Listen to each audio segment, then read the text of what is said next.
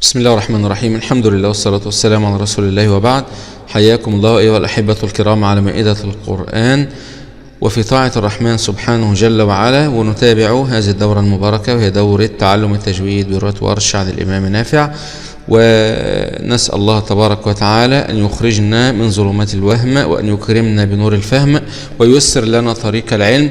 اللهم حسن أخلاقنا بالحلم وافتح لنا أبواب رحمتك وانشر علينا من واسع حكمتك وعلمنا ما لا نعلم فإنك تعلم ما لا نعلم وأنت علام الغيوب يا رب العالمين.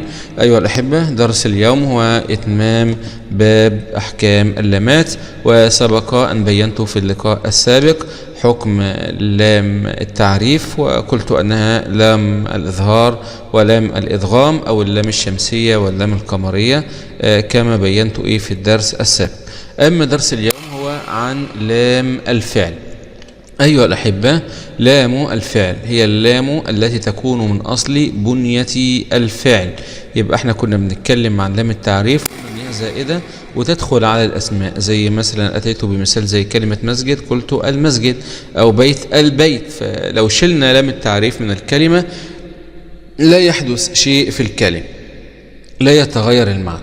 أما لام التعريف فهي تكون من أصل بنية الفعل، يعني ما ينفعش إننا نشيلها خالص من الفعل، سواء كان الفعل ماضيا أو مضارعا أو أمرا. ماضيا زي إيه؟ مثلا كلمة أنزلناه، أنزل هذا فعل ماضي، يبقى اللام هنا يعني إيه؟ في أصل الكلمة. ما ينفعش نشيل الكلمة. جرب كده تشيل الكلمة تبقى إيه؟ أنزلناه، مش هينفع.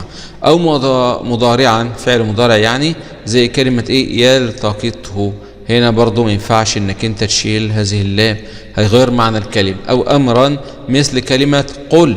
يبقى إذن اللام لام الفعل هي التي تكون من أصل بنية الفعل، يعني هي أصل في بنية الكلمة.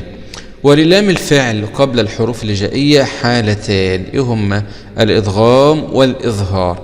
أول حالة حالة الإدغام، ركزوا معايا. تدغم لام الفعل الساكنة وجوبا في حرفين وهما اللام والراء، وذلك للتماثل في اللام والتقارب في الراء. لا العلة، علة الإدغام. يبقى الحالة الأولى حالة الإدغام، تدغم لام الفعل الساكنة وجوبا في حرفين وهما اللام والراء، وذلك وهنا نقول العلة من الإدغام للتماثل في اللام والتقارب في الراء. التماثل في بعض الصفات والتقارب في مخارج الحروف أو في مخرج الحرف. مثال وقل ربي، وقل ربي، قل لكم. يبقى هنا بنقرأها ازاي؟ وقل ربي، وقل ربي، قل لكم، هكذا بندغم اللام في اللام وهنا اللام في الراء. وقل ربي قل لكم. رقم 2 حكمها الإظهار في حالات. ايه هي؟ تظهر لام الفعل عند باقي الحروف ما عدا اللام والراء، يعني هنشيل من الحروف الهجائية اللام والراء، بقية الحروف الهجائية كلها حكمها الإظهار. مثال مثلا وتوكل على الله، يبقى هذه اللام حكمها ايه؟ الإظهار. وتوكل على الله، الإظهار المطلق. كلمة يلعبون برضو حكم الإظهار المطلق. الفلق الإظهار المطلق. جعلنا برضو الإظهار المطلق. يبقى إذن الخلاصة إن الحكم الأولاني من أحكام لام الفعل الإدغام، قلنا هتدغم في اللام والراء، وبقية الحروف الهجائية كلها هيكون فيها حكم الإظهار المطلق، زي وتوكل على الله، يلعبون، الفلق، جعلنا، هكذا. وأظهرن لام فعل المطلقة في نحو قل نعم وقلنا والتقى، لأن أحيانا القارئ وبيقرأ بسرعة يقرأ جعلنا أو الكلمت، أو يلعبون يضيع معنى لا، لابد وأن تهتم بإظهار اللام في الأفعال. الحالة الثالثة من أحكام اللامات وهي لام الحرف. يبقى مضى معنا، راجعوا معايا تاني، لام التعريف أول حاجة خدناها وبعدين خدنا لام الفعل. الآن نأخذ حكم لام الحرف. هي اللام التي تكون في حرفي هل وبل، حكمها تأخذ حكم لام الفعل في الإدغام والإظهار، فتدغم في اللام والراء. مثال برانة تبقى بل بران، بران على طول تدغم اللام دي في الراء.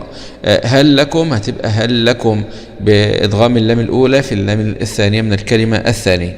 وتظهر عند باقي الحروف، مثال بل طبع، هل يستطيع. يبقى إذن حكمها هنا إيه؟ الإدغام مع اللام والراء، بل رانا هل لكم. طبعا عندنا سكتات 4 سكتات لحفص، لكن نحن الآن في رواية ورش، يعني من يقرأ بحفص لا يكون هناك سكت إيه؟ سكتهن، يعني لا تقرأ بل رانا على قلوبهم، لا، وإنما هذا الإدغام عند ورش.